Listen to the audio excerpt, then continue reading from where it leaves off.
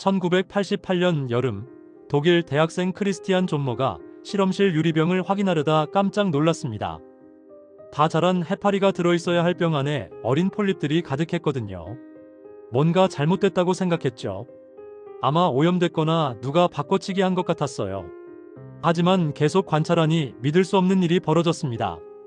다 자란 해파리가 스트레스를 받으면 바닥에 가라앉아 작은 공 모양이 되고 24시간에서 72시간 안에 아기 폴립으로 변했어요. 마치 나비가 다시 애벌레가 되는 것 같았죠. 1996년 이 발견이 공식적으로 발표되자 세계가 들썩였습니다. 투리톱시스 도원이라는 이 작은 해파리는 세포의 시간을 거꾸로 돌릴 수 있었어요. 세포 변환이라는 과정을 통해서요. 근육세포가 신경세포로, 피부세포가 다른 세포로 완전히 바뀔 수 있었습니다. 지구상에서 이렇게 할 수 있는 동물은 이 해파리가 유일했어요. 이론상으로는 영원히 살 수 있죠. 물론 실제로는 물고기나 거북이한테 잡아먹히지만요. 그래도 완벽한 조건이라면 늙어서 죽는 일은 절대 없을 겁니다. 일본의 쿠보타 신 교수는 실험실에서 이 해파리를 키우면서 2년 동안 11번이나 다시 태어나는 걸 확인했어요. 최근 연구에서는 다른 자포동물들도 비슷한 능력이 있다는 걸 알아냈습니다. 완전히 생명 주기를 역전시키지는 못해도 손상된 부분을 재생하거나 세포를 변환할 수 있대요. 하지만 투리톱시스 도원이처럼 완벽하게 시간을 되돌릴 수 있는 건 이 해파리뿐이에요. 과학자들은 지금도 이 비밀을 풀려고 노력 중입니다.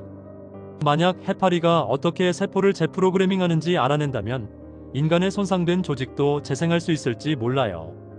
암이나 노화 관련 질병을 치료하는 데도 도움이 될 수 있고요. 하지만 해파리의 비밀을 찾는 동안 사람들은 이미 오래전부터 해파리와 함께 살아왔어요. 불멸의 해파리는 최근에야 발견됐지만 사람들이 해파리를 먹기 시작한 건 훨씬 오래전이에요. 약 1700년 전 중국에서요. 당나라 시대의 기록에 보면 중국 동남부 바닷가 어부들이 해파리를 잡아먹었다고 나와 있어요. 쉬운 일은 아니었죠. 해파리는 95%가 물이거든요.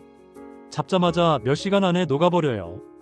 그래서 똑똑한 방법을 생각해냈습니다. 해파리를 잡으면 바로 해안으로 달려가서 소금에 절이는 거예요. 며칠 동안 소금을 뿌리고 눌러서 물을 빼내면 투명하고 바삭한 시트가 됩니다. 이렇게 하면 몇 달간 보관할 수 있고요. 이 보존 기술 덕분에 해파리는 여행을 시작했어요. 중국 상인들과 이민자들이 동남아시아로 퍼지면서 해파리도 함께 갔죠.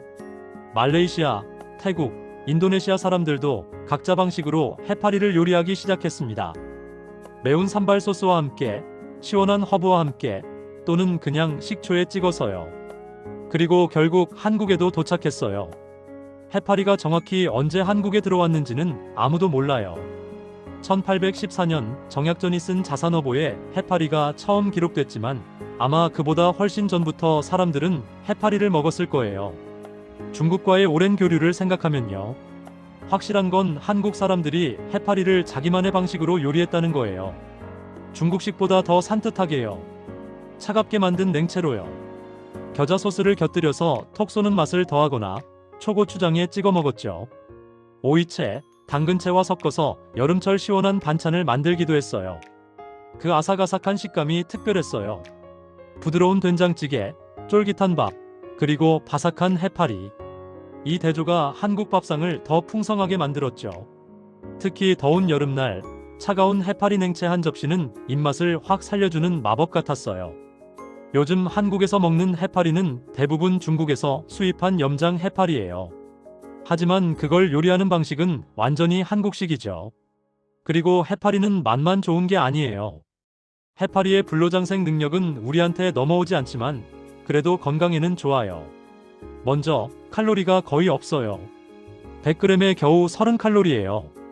다이어트 할 때 완벽하죠. 지방도 거의 없고요. 대신 콜라겐이 풍부해요. 그래서 아시아에서는 예로부터 피부에 좋은 음식으로 유명했죠. 최근 연구에서는 더 재밌는 사실들이 밝혀졌어요. 해파리의 염증을 줄여주는 성분이 들어있대요. 혈압을 낮추는 데도 도움이 될 수 있고요. 관절에도 좋다고 중국 전통의학에서 오랫동안 말해왔는데 요즘 과학으로도 증명되고 있어요. 다만 주의할 점이 하나 있어요. 소금에 절이는 과정 때문에 나트륨이 많거든요. 그래서 너무 많이는 먹지 마세요. 적당히 즐기면 됩니다. 자, 이제 집에서 직접 만들어 볼까요? 먼저 해파리 냉채부터요. 4명이 먹기 좋은 양이에요. 요즘은 한인마트나 중국마트에서 염장 해파리를 쉽게 구할 수 있어요. 작은 봉지에 들어있고 투명하고 단단해 보일 거예요.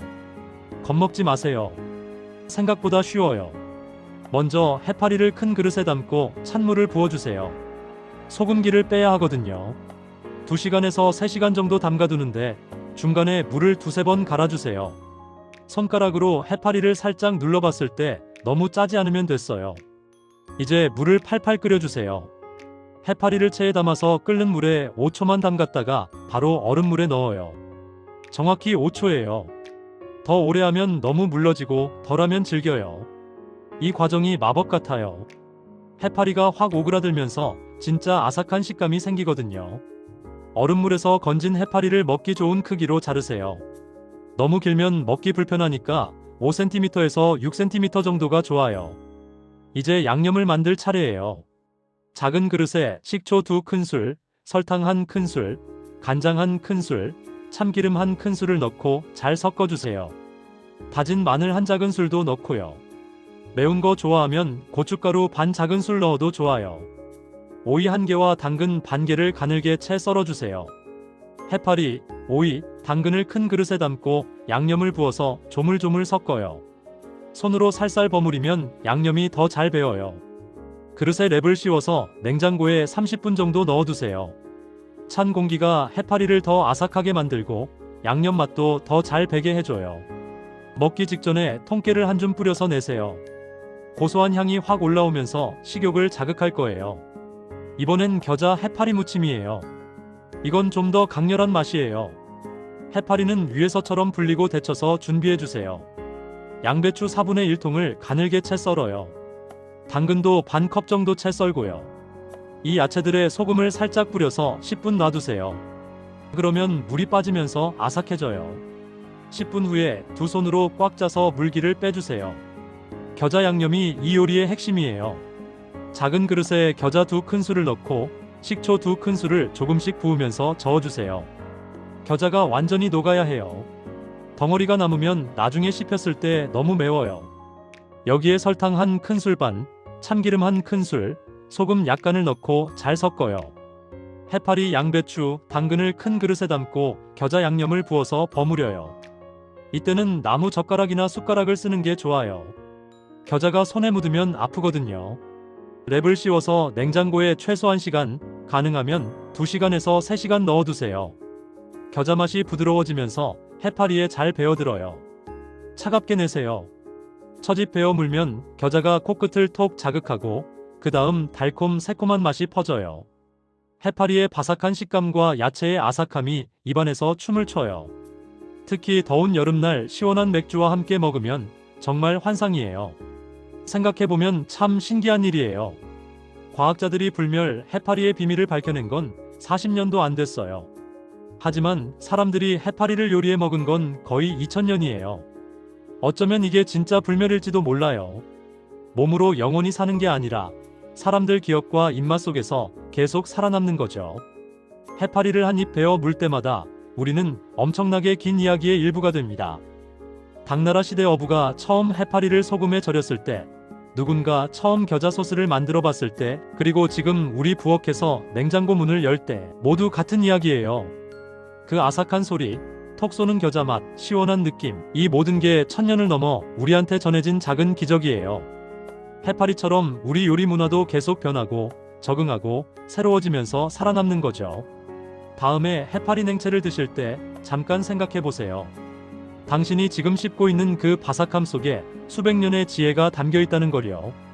그게 바로 음식이 주는 진짜 마법입니다. 해파리의 이야기 어떠셨어요?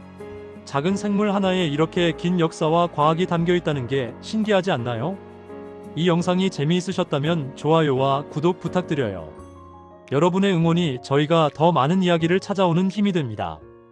글로벌 팬트리는 앞으로도 계속 세계 곳곳의 흥미로운 식재료 이야기를 가지고 찾아올게요. 여러분의 부엌 한 구석에 있는 평범한 재료들, 그 안에 숨겨진 놀라운 이야기들을 함께 발견해 나가요. 다음 편에서 또 만나요.